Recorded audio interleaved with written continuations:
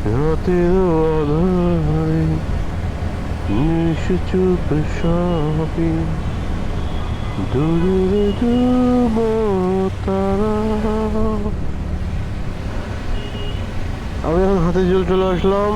হাতের ঝিলে এই পয়েন্টগুলো একটু অন্ধকার থাকে, তো হচ্ছে এই একটু পরে এখানে এই ব্রিজটা আমার বেসিক্যালি খুব সুন্দর লাগে। এটাকে অনেকটা হাতের ঝিল ব্রিজ বলে, কারণ ওই পাশেই হচ্ছে সরি রামপুরা ব্রিজ।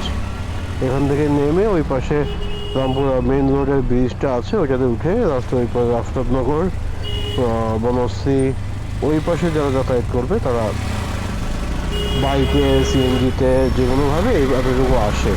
মেন রোডটা অ্যাভয়েড করে, কারণ হচ্ছে ইউলুপ দিয়ে মেন রোড মানে ইউলুপ হয়ে ওই রোডটা ইউজ করলে প্রচুর জ্যামে পড়তে হয়।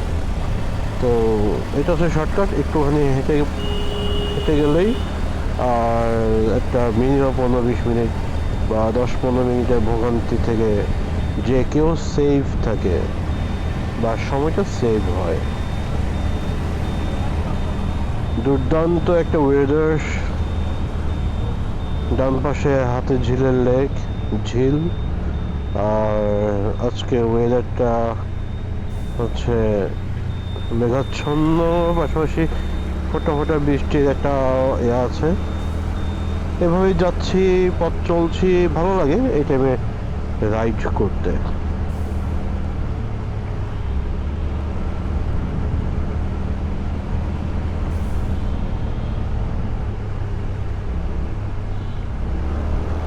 এই কুকুরগুলো আমি খুব ভয় পাই, কারণ বাইক স্কুটার এগুলোর জন্য হচ্ছে কুকুর খুব ভয়ানক জিনিস।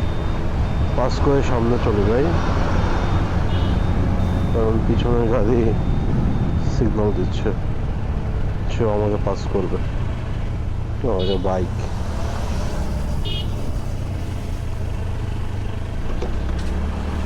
সাইন করে চলে যায়, সাইন করে চলে যায়।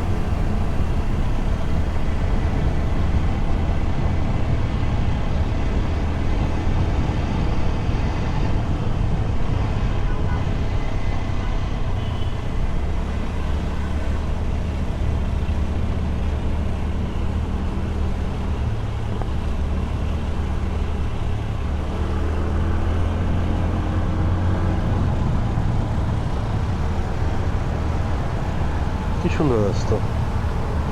এই ওয়েদারে চারপাশে গাছ, গাছের মাঝখান দিয়ে একটা রোড, রোডের মাঝখান দিয়ে আমি এবং অসংখ্য গাড়ি।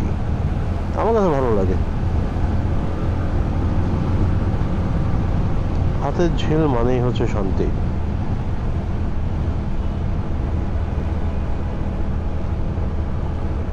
আমাদের এই পাশের মানুষদের জন্য হাতের ঝিলে এই রোডটা একটা ব্লেসিং। গাড়িটা দাঁড়াই আছে, কোনো প্রবলেম হয়েছে কিনা কে জানে। এই টাইমে জিজ্ঞেস করতে ভয়, কারণ কে কোন উদ্দেশ্যে গাড়ি দাঁড় করায় রাখে এটা আসলে বোঝা মুশকিল। কারণ উপকার করার উদ্দেশ্যে আগানোর পর যদি নিজেকেই বিপদে পড়তে হয় তখন তো বিপদ, ঝামেলা।